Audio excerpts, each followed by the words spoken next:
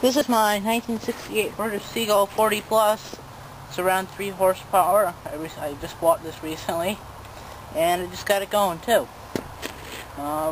Make sure we have our vent open, our fuel tap is on.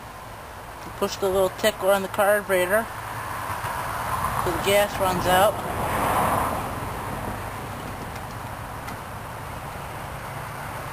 Okay, we have about half throttle. Our rope is already ready to go.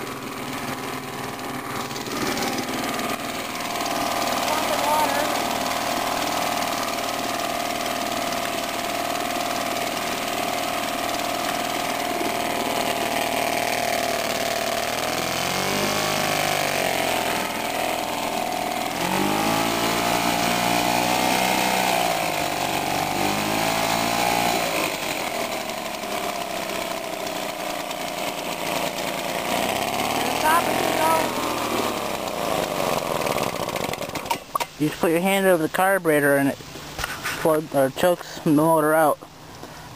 The only things I actually did to this motor were cleaning the fuel tank. The fuel tank was pretty nasty inside.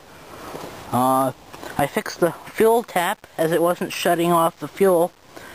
And what I did is I replaced the cork with 4 ethanol resistant Viton O-rings.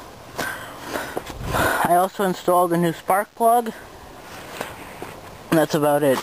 I do have to change the throttle cable, and I'm waiting on it right now. But and I also cleaned the points and reset them. But that's about it. Thanks for watching. Bye.